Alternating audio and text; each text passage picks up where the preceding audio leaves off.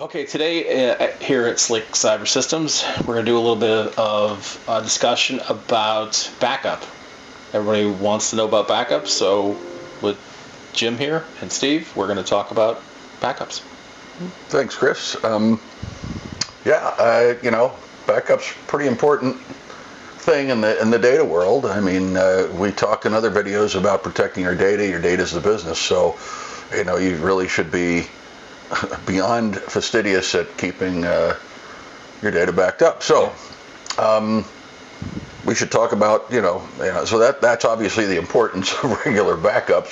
People delete files and, change a file, go, oops, man, I just whacked this whole section or whatever. Or they move it into another folder, Do you think people actually, in this day and age, don't believe that regular backups are important?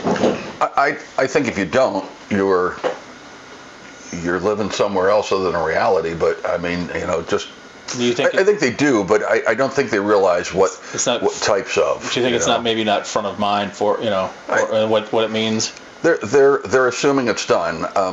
Let's talk about some methods, and then I think I'd like to go down that rabbit hole a little bit deeper. Okay. So, I mean, at a worst case scenario, like for a home user, an external hard drive. Mm-hmm. And I'm saying worst case scenario because that should never be used. An external hard drive should never be used in a corporate. They do fail. Enterprise environment. They do fail. Yeah. So if you're going to have it, would that be considered an on-premise?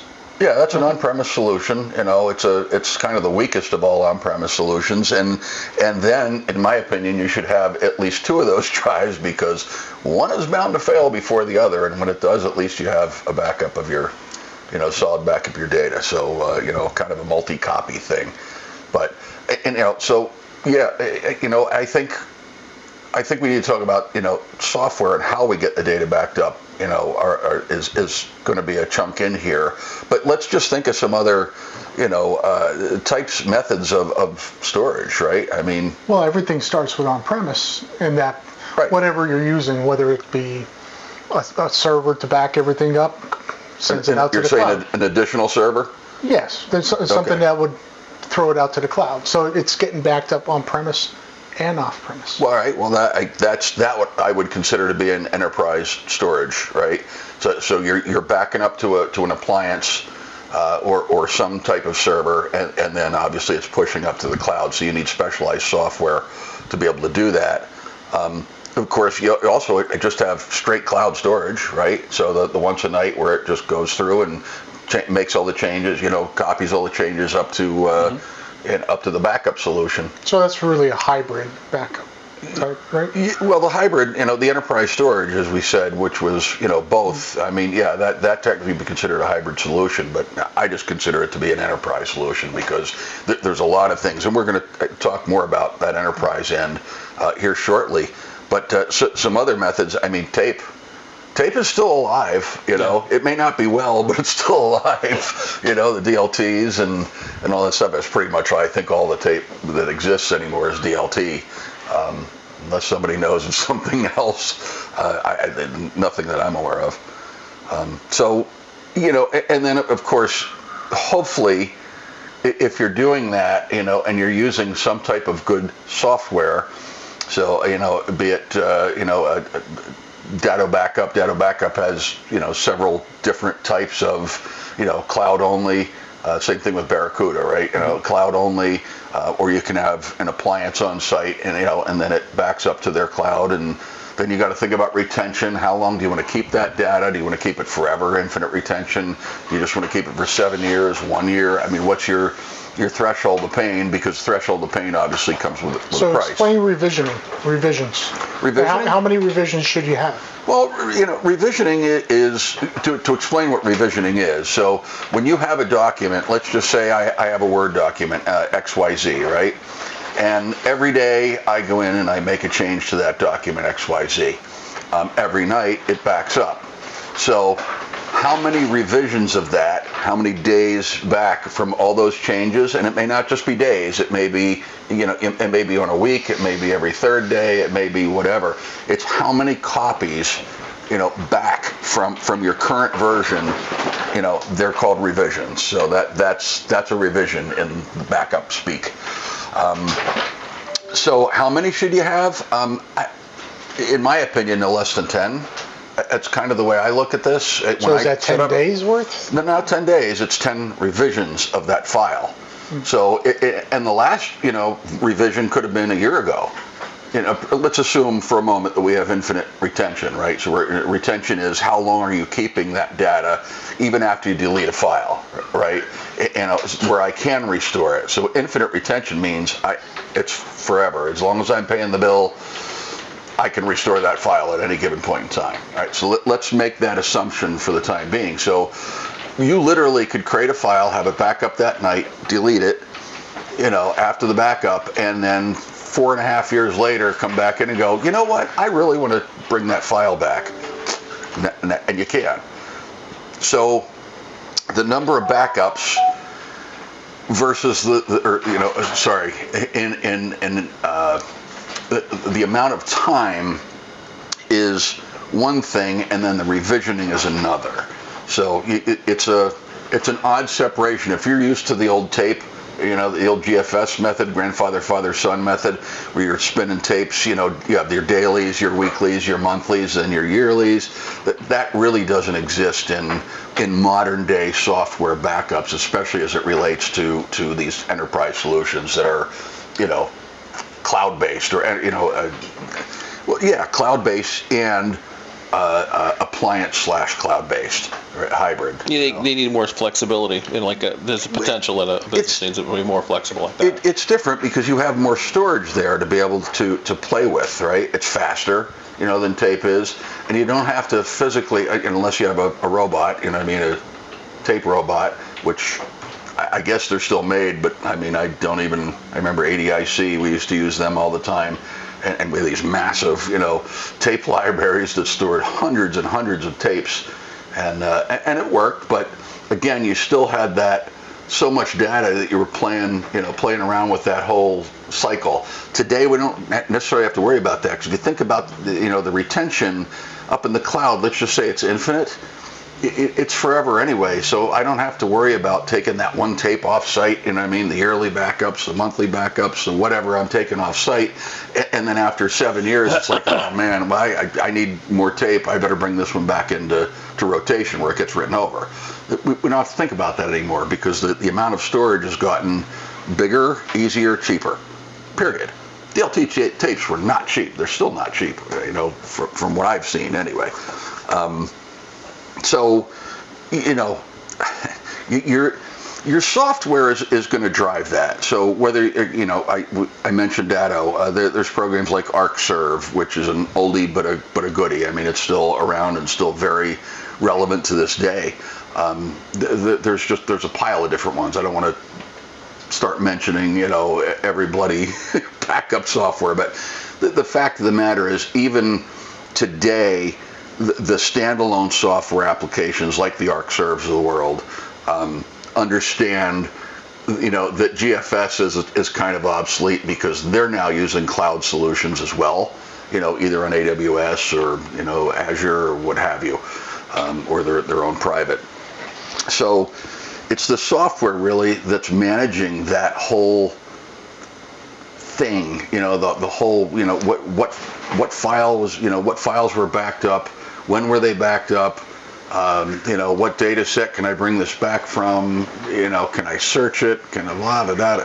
It just goes on and on and on. It's just far more complex today, because again, the amount of storage that we have is grand, as opposed to, back in the day when you had to deal with tapes. Again, you knew darn well, on that 12th, if you needed something off that monthly, you better make sure you still have it, because after a year, it's gone. That's all there is to it. So how important is your internet speed? Oh, well. Compared to how much data you're backing up? Internet speed, upload, download, right? So synchronous, asynchronous. Synchronous means it's the same speed up as it is down. Asynchronous is different speeds up and down. Your most important thing with backup is your upload speed. Your download speed, it could be, 2 gig, or a gig, which is great, But if your upload speed's only 30 or 20 or 10, you're going to have a very hard time pushing, any amount of data up to the cloud, in the evening. So you need to make sure that's sized appropriately. And when once the amount of data in your company gets to a certain size, you may have to look at solutions like synchronous solutions like fiber optic coming into your building. Now, can it back up only changes that were done for today? Yeah, absolutely. So the first time you do a backup, and especially when it goes to cloud, right? The appliance does it goes to cloud. You have to seed the cloud. So you're cheating, and you're making a copy onto a big USB drive, and you're sending that up to your provider in the cloud, and then they're pushing that all in much faster than you're going to push it up through your internet pipe. So they call that seeding. Once everything's seeded and it's synchronized, right? So the appliance that's on site has the same data that's up in the cloud. Now it becomes a changed file only, because remember, you've got a ton of storage up there, and it's redundant in itself. And in the good solutions like we provide, it's actually replicating from one data center to another. So even if one data center burned to the ground, your data's still there. So not only on your appliance, it's also, in multiple data centers. Is there ever a time you need to do a full backup again? No, there's not. Not in a modern day scenario of enterprise backup. Even if you're using, I don't know, pick a local program for backup. I'm just going to pick an ArcServe. It's top of mind. I don't know why, but it is. No, you shouldn't have to, because at that point, let's just say you're even backing up to the USB drive. It knows what's on that drive. So it just needs to make the changes, so and just copy the files. So it's always available for you. It's always available. So what happens if something happens to your business, and say a server goes down, and you need to reformat it, put all the data back? Okay, so now you're talking about a variation on the backup method. So it's not just a file backup at that point, like you would be if you had just your little USB drive. Well, it doesn't have to be, but point being is, I'm thinking of enterprise at this level, because we're really talking about enterprise, right? Home backup your data however you have to. You buy a new PC, you're buying a new PC, who cares? And then just copy it from your drive back down. Yeah. But when you get in enterprise level stuff, you're talking servers, server burns, and most of the stuff today, Steve, are virtual machines anyways, right? So you have, you run a VMware, you're running Hyper-V.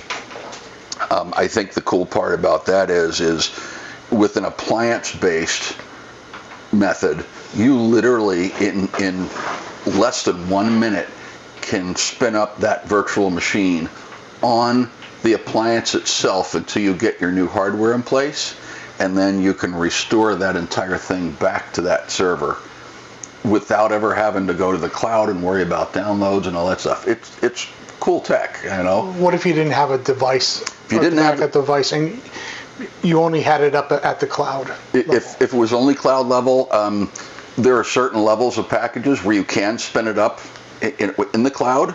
And by the way, the appliance technologies, because of them being enterprise, you can spin it up in the cloud as well. So let's say the building burned, right? So this is all part of the disaster recovery.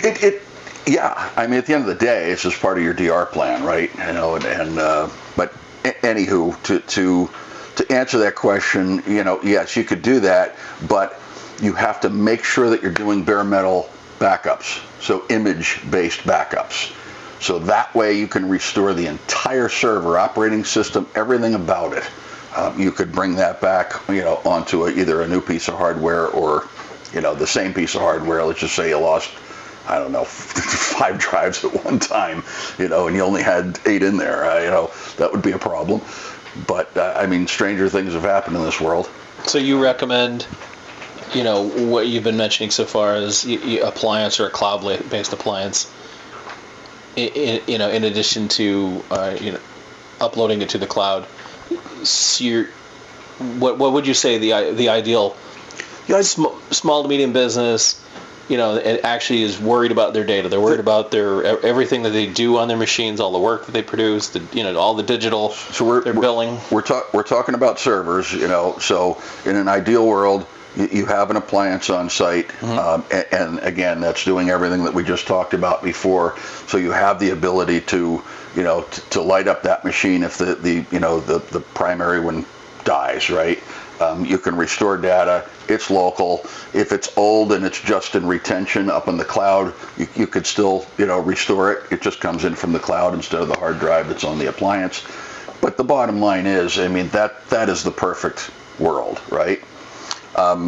In the less than perfect world, even going just direct to the cloud is still a fine solution. It's not as fast for restoration and clean as bringing up, I'm going to say a virtual machine on an appliance, right? That's more of a home solution, right?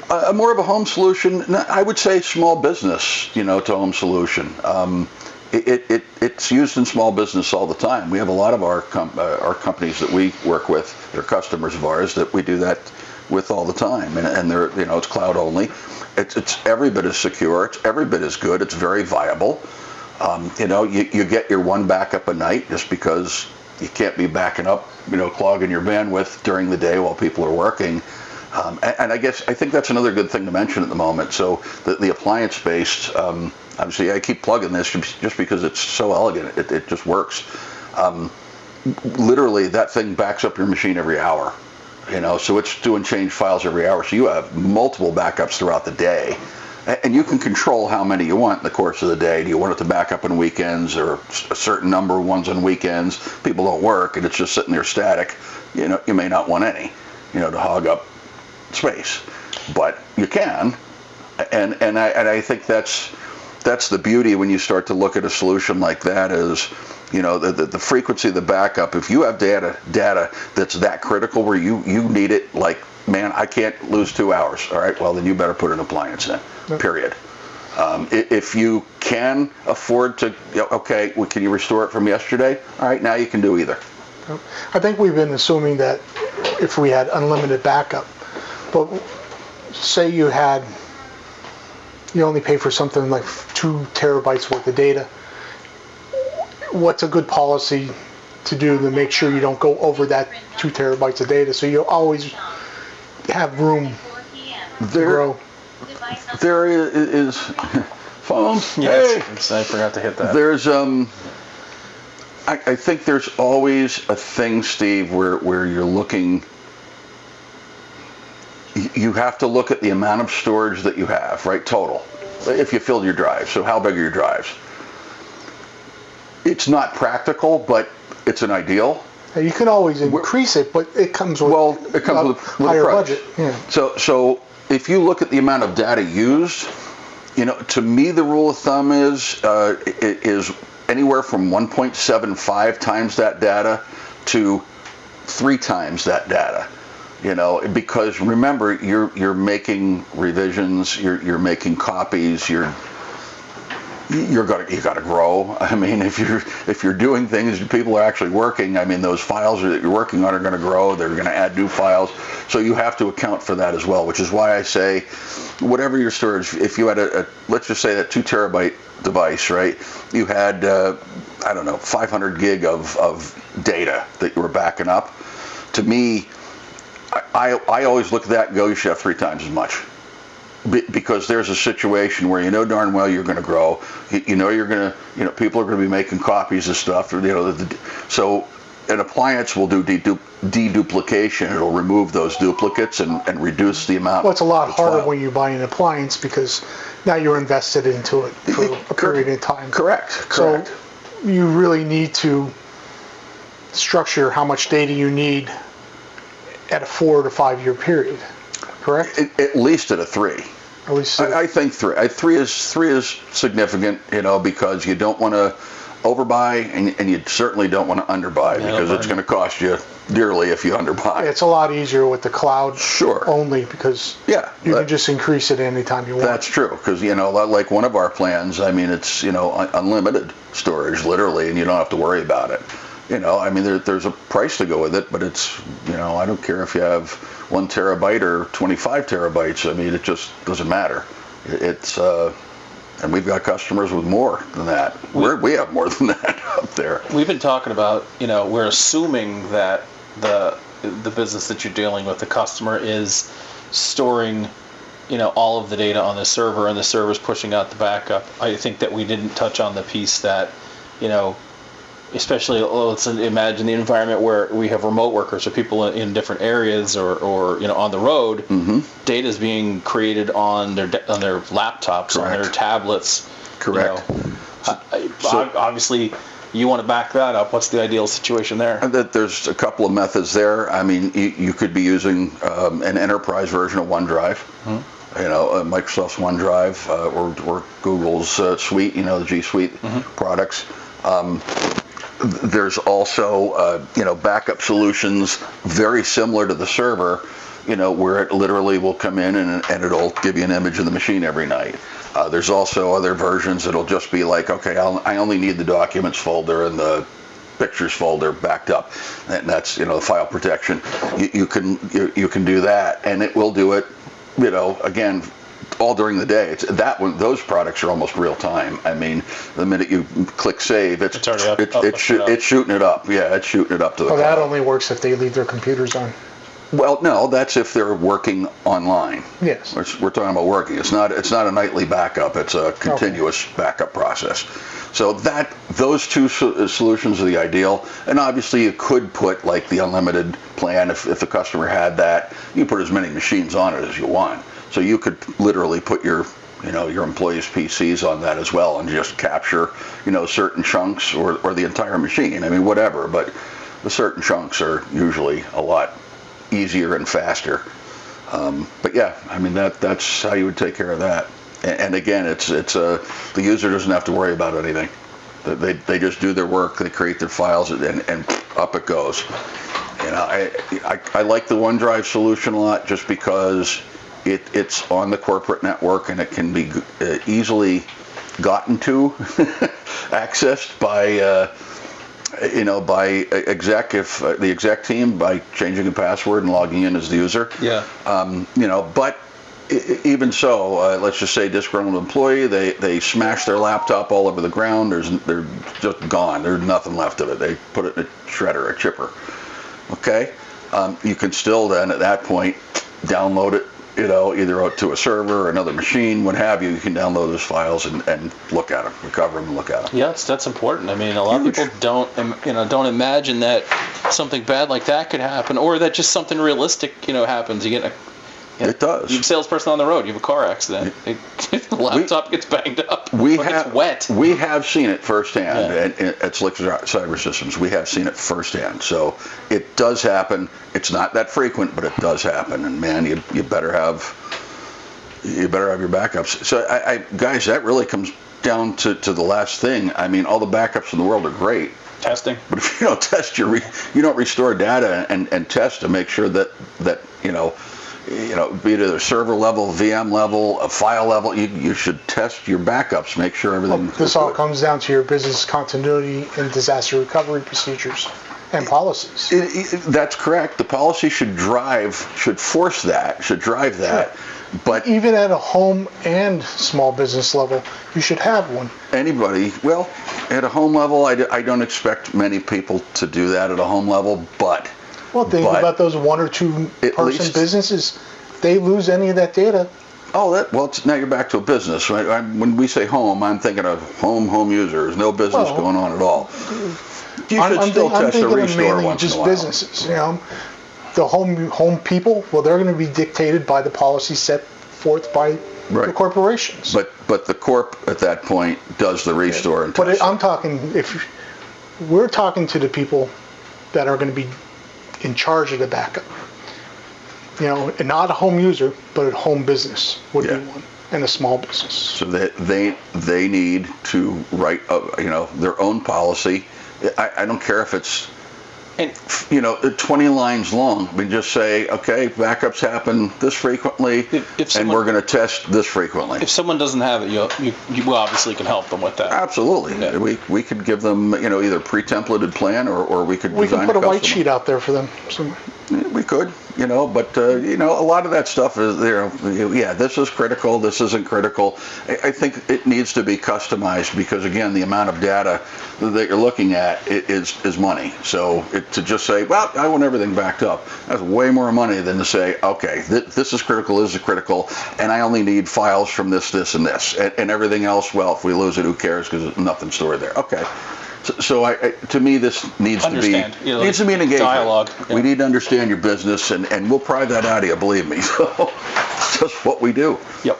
So I think that about wraps up backups in general. It's backup pretty good. It's a great topic. It's and it's so critical to any and every business. So I guess we'll wrap it up. You can reach us, at slickcybersystems.com, or if you want to give us a call, 570-215-8888. Again, 570-215-8888.